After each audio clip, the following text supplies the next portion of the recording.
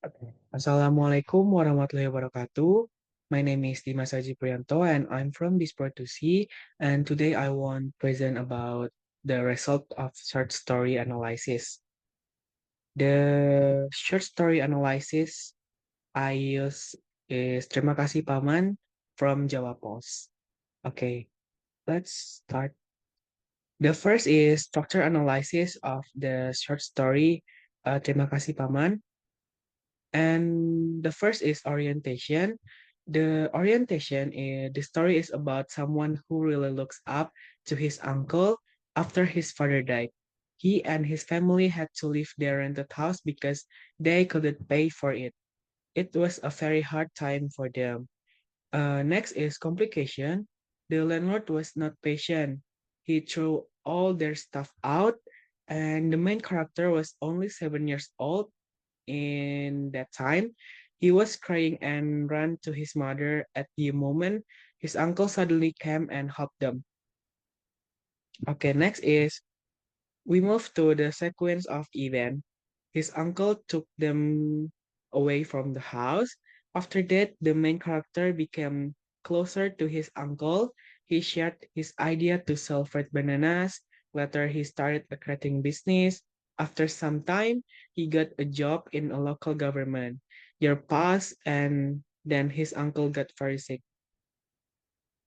Now the next is the resolution.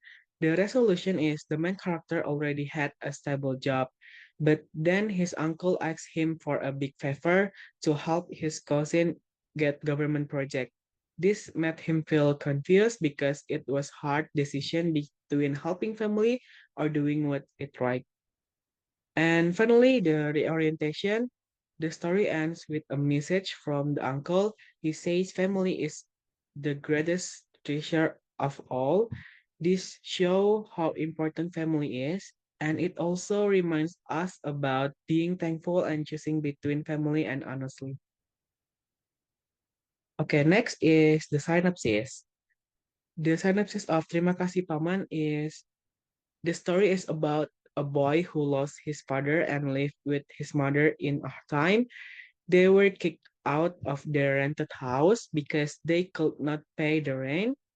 At the sad moment, his uncle came to help. He gave them a new home and supported their life. And the boy and his uncle became close. He tried to help his mother by starting small business like selling fried bananas, martabak, and catering.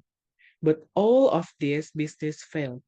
Still, his uncle always support him and never get angry.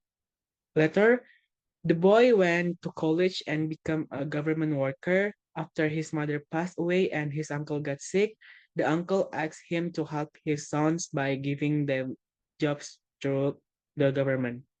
The story ends with a strong message. Family is the greatest treasure in life. The boy is left with a hard choice between doing that is right and helping his family. Okay. The third section is difficult words. The I choose the three words that it's really hard to me for me. The first word is evicted. The meaning evicted is diusir, and the synonym is remove, and antonym is allowed. The second word is resentment. The meaning is kesal, synonym is bitterness, and antonym is calmness. And the last word is notorious. The meaning is terkenal buruk. The synonym is scandalous, and antonym is honorable. Okay, this is the last part, the opinion time. Basically, I like this story because it is emotional and inspiring. The uncle always helps the main character. I like how the uncle always helps, and even when he fails many times, it shows that the uncle really cares about his family. The story also teaches us to be strong when life is hard, and the main character doesn't give up. Even after many failures, he keeps trying. I think that is a very good message. But There are some things that can be improved.